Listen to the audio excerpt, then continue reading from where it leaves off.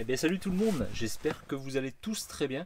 Aujourd'hui on se retrouve pour une nouvelle vidéo qui fait suite à la précédente sur les 10 choses que je détestais sur ma Tesla Model 3. Mais cette fois ça sera sur les 10 choses que j'adore sur ma Tesla Model 3. C'est parti.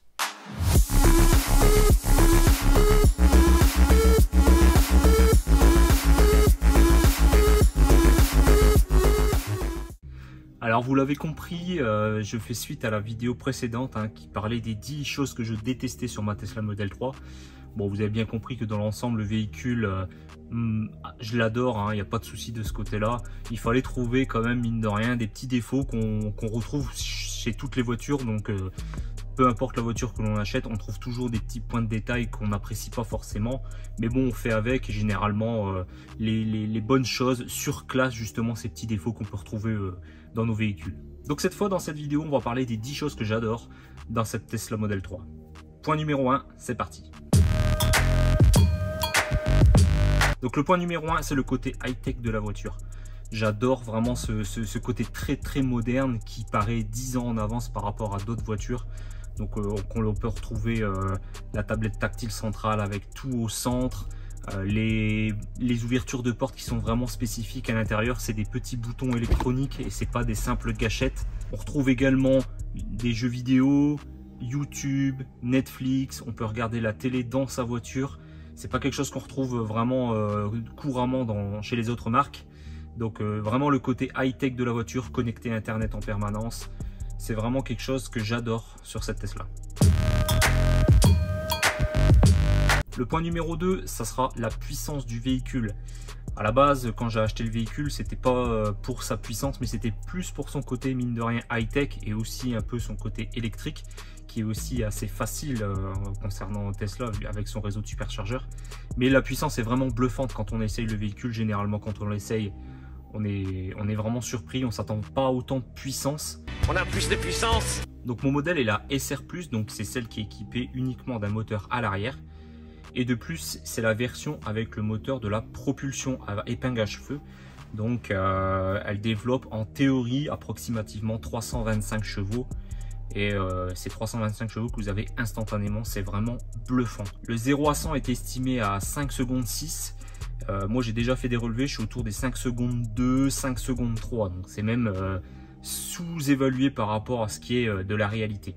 Donc la point numéro 2, vraiment la puissance. On a plus de puissance. C'est vraiment quelque chose d'hallucinant. Je vous invite vraiment à l'essayer une Tesla, vous ne serez pas déçus.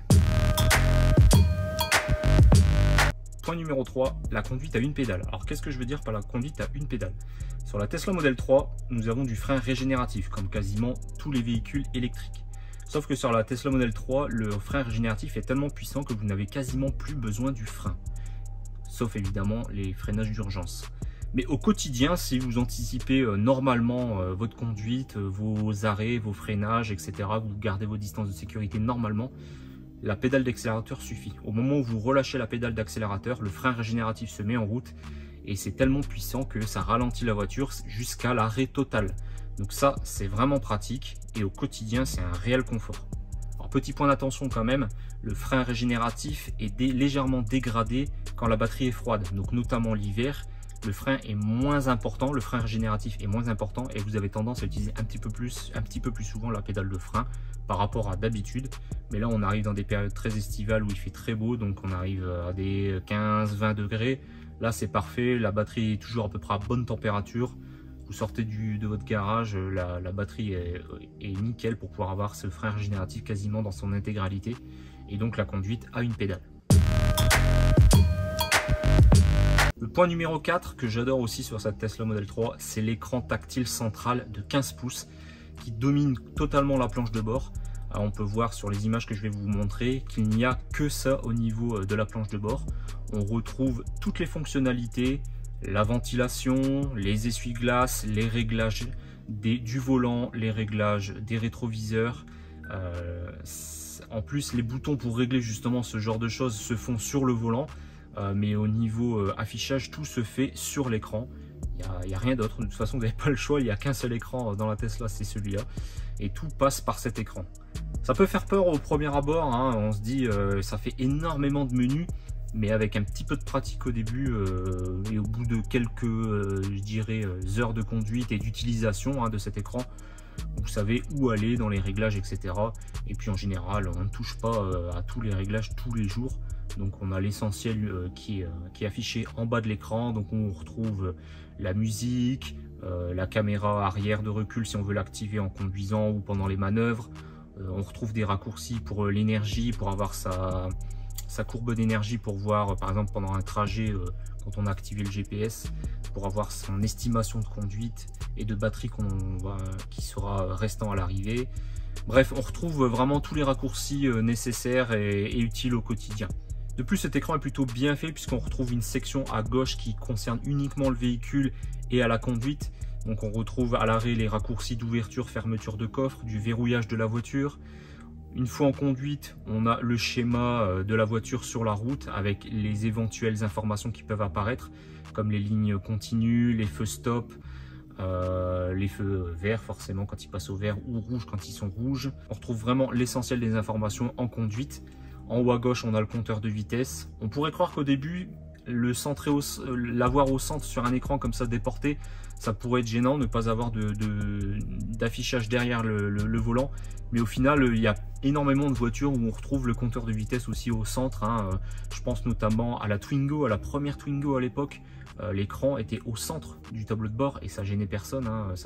C'était un temps d'adaptation au début comme tout véhicule, mais au final sur la Tesla ça change pas, c'est la même chose. On retrouve vraiment l'essentiel des informations juste en un coup d'œil très rapide.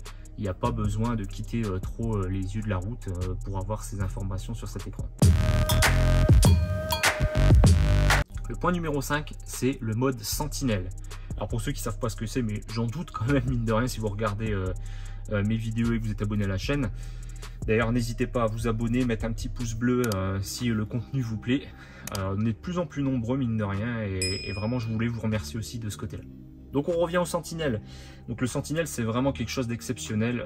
Je pense que c'est un des premiers véhicules où on retrouve ce mode de fonctionnement qui surveille et qui filme l'entourage de votre véhicule quand vous n'êtes pas là. Alors c'est une fonction qu'il faut bien évidemment activer. Si c'est pas activé d'office, vous n'aurez pas les enregistrements vidéo. Et donc comment ça fonctionne? C'est simple, vous vous rapprochez, si quelqu'un se rapproche du véhicule lorsqu'il est verrouillé et que le mode Sentinelle est activé, un affichage apparaît au niveau de l'écran pour quand même prévenir que les personnes sont filmées. Comme ça elles ne sont pas filmées à leur insu, elles sont on va dire informées, du moins si elles regardent à l'écran évidemment. Et donc ça filme, ça utilise les caméras donc avant, arrière et latérales, donc au niveau des répéteurs, des clignotants, tout le tour du véhicule. Comme ça, en cas de problème de choc ou même de tentative de vol, on retrouve éventuellement les informations, le visage de la personne et pourquoi pas même s'il y a un accident, la plaque d'immatriculation de la voiture. De plus, ce mode a été récemment mis à jour avec une nouvelle fonctionnalité depuis l'application Tesla qui est vraiment géniale, c'est de pouvoir regarder le flux vidéo en direct. Donc ça c'est une fonctionnalité qu'on n'avait pas au début, qui avait été rajoutée aux États-Unis dans un premier temps, puis ça a été autorisé en France et en Europe. Et donc maintenant dans l'application Tesla, on peut visualiser en direct le flux vidéo de la voiture. Alors attention, ce flux vidéo n'est pas illimité. Vous avez un quota par jour. Alors j'ai pas mesuré, compté en termes de minutes le nombre d'utilisations que vous pouvez faire de cette visualisation en direct, mais je sais que c'est limité dans le temps.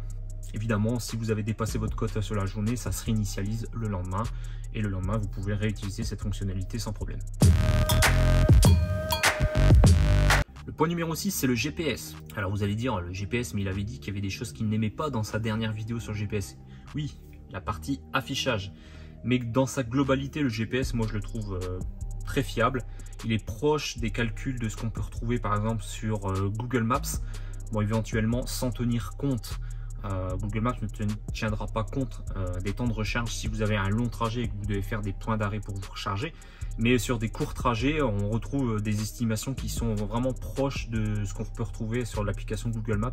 Ça, c'est plutôt cool. Et deuxième chose que j'aime vraiment bien sur ce GPS, c'est le calcul restant de ce que vous allez avoir à l'arrivée au niveau du pourcentage de votre batterie sur votre destination et aussi le temps que vous avez besoin de devoir vous recharger pour pouvoir après continuer votre trajet et ainsi arriver à votre destination. Ça, c'est vraiment bien. De plus, il est totalement autonome. Vous n'avez rien à faire pour savoir où vous devez vous arrêter pour vous recharger, etc. Avec le réseau de supercharge, le GPS est connecté à ces bornes de recharge. Ça vous dit en plus en temps réel combien de bornes sont disponibles. Donc vraiment pour moi le GPS il est top. Si je devais encore redonner un petit point faible que je n'ai pas cité dans la précédente vidéo, c'est le fait qu'il n'ait pas encore d'affichage 3D. Ça c'est un petit peu dommage. Maintenant en 2022, quasiment tous les GPS ont au moins une fonctionnalité un peu 3D. Voilà, petit bémol, mais bon voilà, globalement moi ce GPS me convient parfaitement. Point numéro 7, les coffres. Et oui, j'ai pas dit le coffre, mais les coffres. Comme vous avez vu dans la précédente vidéo, justement, ils sont gigantesques à tel point que je peux littéralement rentrer dedans. Coucou. Bon, ça veut pas dire grand chose, hein, parce qu'il y a plein de coffres de voitures où un adulte peut monter dedans et fermer le coffre sans problème. Mais ce qui est impressionnant, c'est le fait d'avoir 2 coffres sur une voiture électrique. D'ailleurs, toutes les voitures électriques n'ont pas cet avantage d'avoir un coffre à l'avant et à l'arrière. Certains véhicules n'ont pas de coffre à l'avant puisque les constructeurs font le choix de mettre le moteur électrique à la place du moteur thermique, c'est-à-dire comme avant. Et là, l'avantage d'une Tesla, du moins le modèle 3, mais même les autres modèles, hein, S et XY, on retrouve un coffre avant et un coffre arrière. Le coffre avant, c'est peut-être le plus petit de la gamme parmi toutes les Tesla, mais c'est déjà exceptionnel d'en avoir un deuxième. Sa capacité est quand même pas trop mal, puisqu'on peut mettre l'équivalent d'une valise cabine, ce qui n'est pas rien. Donc le taux de remplissage du coffre de la Tesla Model 3 est vraiment impressionnant, même si le petit bémol qu'on pourrait lui donner, c'est que c'est une malle et pas un haillon. D'où l'avantage du modèle Y dans ces cas-là. Mais je veux dire, on est limité uniquement sur la hauteur. Après, on s'adapte.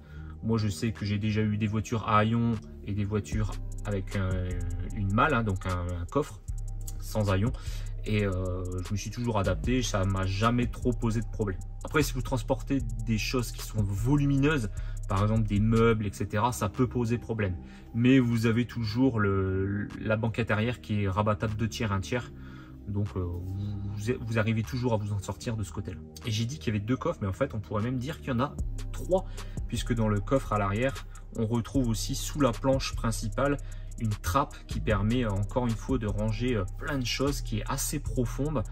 Moi je range mon câble T2, mon câble l'UMC domestique, des sacs pour faire des courses, et j'ai encore de la place. Donc pour les vacances c'est pareil.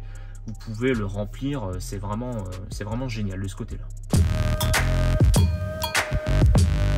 8e point, l'autopilote. Alors l'autopilote, même si je n'ai que la version de base qui est vendue avec toutes les Tesla Model 3, donc c'est déjà exceptionnel. On a un maintien dans la voie qui est vraiment génial. Les courbes se passent tranquillement, il n'y a pas de souci. Certains gros virages ont tendance à parfois passer et non, ça dépend de la situation de la route. Mais je veux dire, pour un autopilote de base qui ne nécessite pas d'options supplémentaires, c'est déjà plutôt pas mal. Alors certaines personnes vont dire que ça ressemble plus à un line assist, si on peut appeler ça comme ça, ou un aide de maintien dans la voie plutôt qu'un autopilote. Ce qui n'est pas faux puisque certains véhicules proposent quasiment la même fonctionnalité. Dans mon ancien véhicule, la Kia Ceed, j'avais ce système de line assist, mais qui ne faisait pas un maintien continu dans la voie.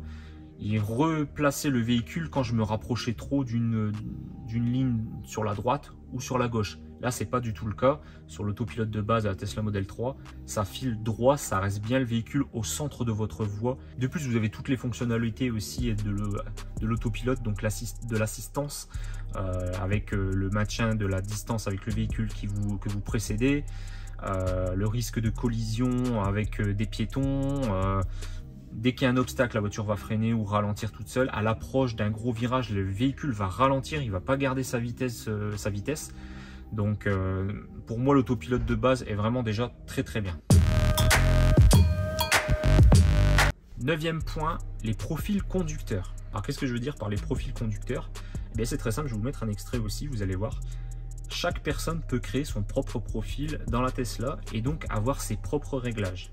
Si en plus vous avez associé votre compte Tesla à un téléphone et associé ce téléphone comme clé d'ouverture à la Tesla, ces profils-là seront enregistrés sur ce téléphone. Alors pas directement sur le téléphone, mais la Tesla va associer ce téléphone à ce profil. Et donc tous les réglages se font automatiquement à l'approche du téléphone si la personne ouvre la porte. Donc le siège se règle, les rétroviseurs, le volant, Les modes de conduite, si vous êtes en sport, ou si vous êtes en mode classique ou confort, la distance de maintien de voie avec la voiture que vous précédez, bref, tous les réglages qui sont propres au profil se mettent à jour au moment où vous rentrez avec votre propre téléphone. Dans mon exemple à moi, nous sommes deux à conduire le véhicule, donc moi et ma femme, et on a des gabarits totalement différents. Ma femme est plus petite que moi, elle n'a pas les mêmes, elle n'a pas le même réglage des rétroviseurs, ni de son siège, ni du volant. Et donc le fait d'avoir associé son profil à son téléphone, eh bien, dès qu'elle rentre dans la voiture, il n'y a pas à tout régler, tout se fait de manière automatique. Et ça, c'est vraiment génial comme fonctionnalité, ça devrait être quasiment sur toutes les voitures maintenant. Alors après, si vous n'utilisez pas votre téléphone comme clé, la carte fonctionne aussi. Si vous associez votre profil à votre carte Tesla, ça fonctionne. Et après, si vous avez qu'un seul téléphone, vous avez oublié le vôtre et puis c'est votre mari ou votre femme qui conduit, vous pouvez toujours modifier votre profil, valider votre profil et changer votre profil directement depuis l'écran de la Tesla rapidement. Et on arrive au 10e point qui est la connectivité. Alors qu'est-ce que je veux dire par la connectivité? Eh bien, en fait, c'est la connectivité à Internet. La voiture est équipée d'une puce 4G et la voiture est connectée en permanence au réseau Internet, ce qui vous donne notamment pas mal de fonctionnalités sur le trafic routier, le GPS, etc. Alors attention, certaines fonctionnalités ne sont disponibles que si vous avez l'option de la connectivité premium. Donc la connectivité premium se facture à 10 € par mois. Alors bon, quand on voit le gain de carburant que l'on fait avec un véhicule électrique, je estime que 10 € par mois, c'est pas grand chose, surtout pour avoir certaines fonctionnalités supplémentaires, comme par exemple avoir un compte Spotify dédié à la voiture. Alors malheureusement, c'est pas un compte qui peut être associé avec votre téléphone, c'est un compte vraiment Spotify propre à la voiture et qui ne restera que dans la voiture. Mais vous avez aussi du coup l'accès internet en illimité pour regarder des vidéos sur YouTube, Netflix, Twitch, Disney+, maintenant également. L'accès au navigateur, le compte Spotify comme je le disais précédemment, l'affichage en mode satellite du GPS. Bref, ça vous donne vraiment un panel de possibilités énormes, le fait d'avoir un véhicule qui est connecté comme ça en permanence à Internet. Après, cette solution peut être palliée au partage de connexion avec votre téléphone, puisque la voiture est équipée aussi du Wi-Fi et donc vous pouvez faire du partage de données avec votre téléphone et vous récupérez quasiment toutes ces fonctionnalités. Mais l'inconvénient, c'est qu'il faut à chaque fois penser à activer ce partage de connexion sur votre téléphone. Là, avec le Premium, vous êtes tranquille, ça active tout le temps en permanence. Donc voilà, j'ai cité les 10 points que j'adorais sur ma Tesla Model 3. Il y en a encore énormément d'autres que je pourrais citer, bien plus que des défauts. Je vais être franc avec vous, sur la précédente vidéo, les 10 points, je me suis quand même creusé la tête sur certains, notamment les clignotants, l'histoire des clignotants où finalement c'est qu'un temps d'adaptation. Bref, j'ai fait la petite bête pour dire d'en avoir 10, d'avoir un chiffre rond, mais ici, les points positifs que je viens de vous citer surclassent tous les défauts, tous les petits défauts que j'ai pu trouver sur cette Tesla. Alors il y a un 11e point que j'aurais pu rajouter, on va dire une mention spéciale. Et ben en fait c'est le réseau de supercharge. C'est pas propre à la voiture, mais c'est plus de manière globale. La voiture, le fait qu'elle soit connectée à ses bornes, vous savez en temps réel si les bornes sont disponibles, pas disponibles. Donc c'est vraiment un gros plus. Et aussi, petite information que je voulais dire et corriger sur ma précédente vidéo, c'est sur le bug que j'avais sur la Spotify. Donc la perte de l'historique de lecture quand je remontais et que je redescendais de mon véhicule après une longue mise en veille. Ça a été corrigé apparemment ça a été corrigé sur la dernière mise à jour, puisque je n'ai plus ce problème. Je ne sais pas si tout le monde à l'heure actuelle avait ce problème comme moi ou certains d'entre vous par exemple, mais toujours est-il que je n'ai plus ce problème. Alors j'ai tourné les deux vidéos quasiment en même temps, donc j'ai pas pu me rattraper dans ma précédente vidéo, donc je me rattrape maintenant dans cette vidéo pour vous dire que le bug de Spotify pour moi est corrigé. Voilà, on arrive à la fin de cette vidéo, j'espère qu'elle vous aura plu. N'hésitez pas, comme je l'ai déjà dit, à mettre un petit pouce bleu si ça vous a plu, à vous abonner à la chaîne. On est maintenant plus de 3000, c'est génial, vraiment je vous remercie tous.